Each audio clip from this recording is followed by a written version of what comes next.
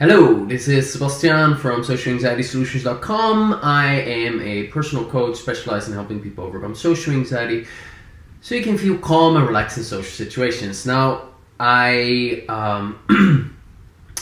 had a question sent to me a while ago that I didn't get to answering yet, and I'm going to answer it now. And it's an interesting question, and I think that hearing my answer will help you a bit with mindset and understanding. So here's the question. Let me just look this up properly.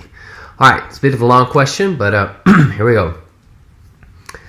Hi Sebastian, I've watched quite a lot of your videos and also noticed that you have knowledge in a lot of different techniques. Maybe you can help me with my question. I'm looking for something I can use in extreme situations to nearly instantly feel safe, confident, and relaxed. I mean, unplanned situations where EFT and a lot of other techniques would be too slow to work with in that moment. Situations where you don't have time to tap for a couple of rounds. It should be something like a trigger. I've tried to install one using NLP and even hypnosis, but somehow I could not get it to work. It's pretty frustrating because I've seen various videos where people successfully use such a trigger, so I know this is definitely possible.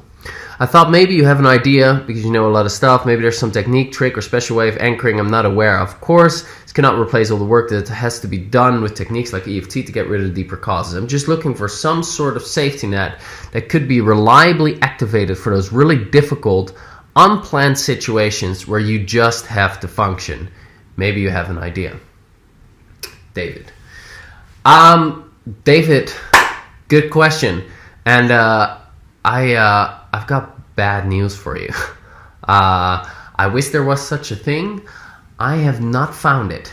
So, and just to give you an idea, I am an NLP practitioner. I do Psyche, emotion code, EFT, logo synthesis. I've done I'm no hypnotist, but I've done some mini courses in hypnosis.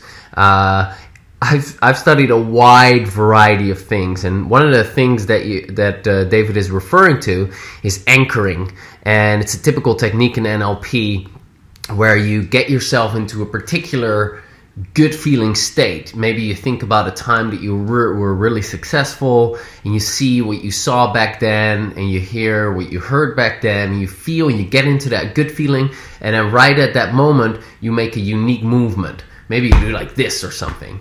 And then you change your mind, you think about what you've eaten, 2 days before or something, and then you do it again, and you kind of keep going back to that experience. You keep going back to new experiences that were good. So you go to positive memories where you felt really good, and you kind of stack up that anchor. And then you kind of stack up that good feeling. So every time you're in that good feeling, at the height of it, boom, you make that unique movement. It's a very Tony Robbins-like. And then the idea is that when you're then in a particular situation, say you're super anxious, anxiety overcomes you, that you then do this, and that then all the feelings get activated because they're neurologically anchored to this particular movement. And that would then cancel out the feelings that you're experiencing in the moment. That's the theory behind it. Well, I have never seen that work, or I've not heard of it work. However, that doesn't mean that it's not possible, although I seriously doubt that it is possible. Let's just say that. And that is for the simple reason that while that anchor might help you in certain situations, I don't think it will help you in high anxiety situations, because in a high anxiety situation, as you write, those really difficult, unplanned situations where you just have to function, especially in those moments, your system is facing a threat, a real threat to your system. It is seen as a real threat. Your subconscious doesn't differentiate between the threat of rejection, which isn't a real threat to your survival, or the threat of a wild lion about to charge at you. It just responds in the same way. Oh, this is a threat. It's registered as a threat. We have a standard response for that. Let's activate that response so we're in survival mode in order to deal with that threat in the best way possible. So, that's like, because what you're looking for is then, all right, I'm facing a wild bear. Let me just do this so I can feel totally confident and relaxed and feel safe. No. You're not safe. You shouldn't be relaxed. You should be on the lookout. That is a natural response. That response is helpful in that moment. So I'm afraid I can't give you a real satisfying answer here. However, what you can do, which is quite a bit more helpful, is to become okay with that response showing up for you. And there's actually a lot of peace and a lot of comfort in that. That's actually one of the keys to resolving your anxiety.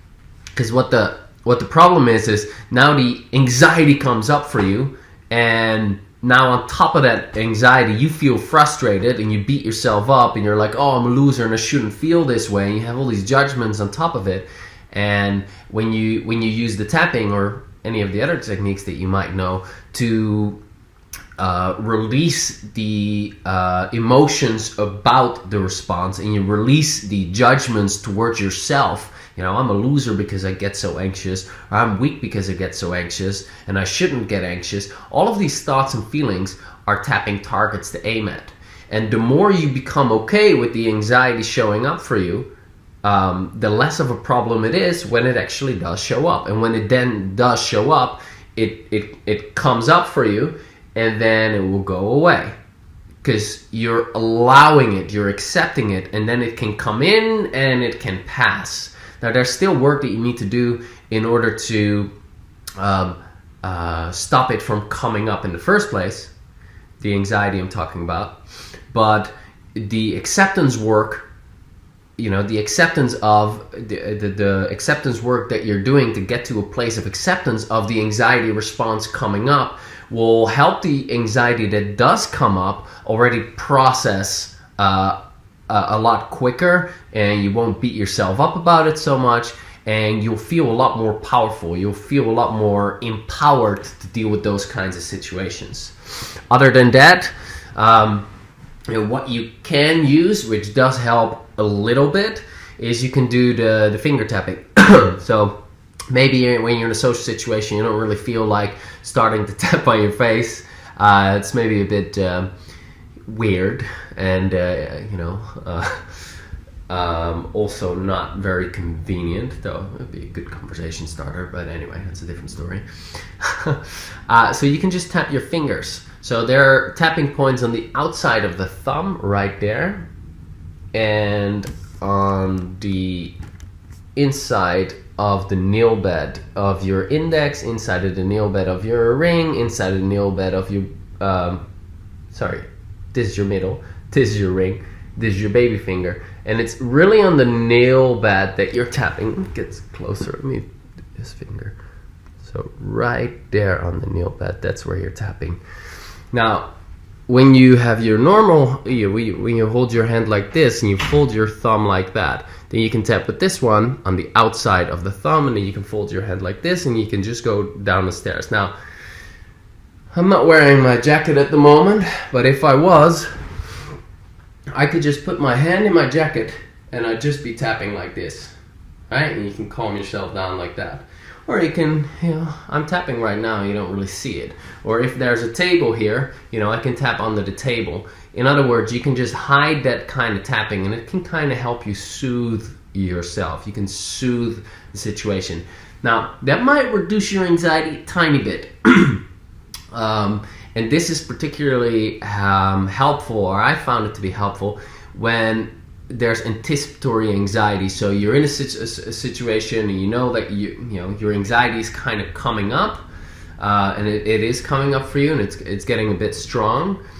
You can just do this tapping, and that might decrease it a tiny little bit, and then it likely won't go down any further. And what you can then do is you can simply say, it's not safe to let go of this anxiety. It's dangerous to feel calm and relaxed here. I refuse to let it go. Just use these 3 statements, and that might just calm you down a little bit more, because by saying these 3 statements, you're actually verbalizing the subconscious resistance to letting go of the anxiety response. You're kind of acknowledging the subconscious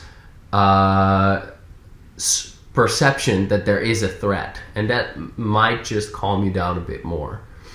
Other than that, best thing you can do in these situations is to be compassionate with yourself, and it's much easier to do this work in the comfort of your home rather than right there in the moment. You know, when you're in the middle of the battlefield, you're not going to come up with good solutions to your problems. You know, you're ducking and you're diving and you're making sure you don't get hit with the bullets. But then, you know, once you've hit safety, you can actually do the work to more properly prepare you for. I want to say war, but I don't want to frame socializing as war, although it might seem to be that way. When you're actually at ease with yourself, socializing is just normal. It's a comfortable thing. It's something that you enjoy, because in your natural state of being, that's actually how it feels. Feels good, energizes you. All right, so thank you for your question.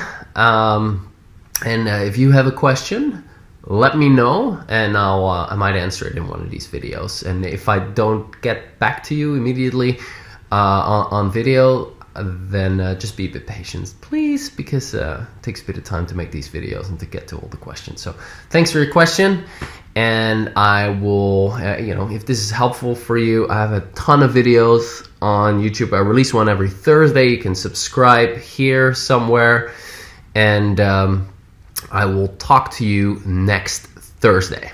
Bye for now.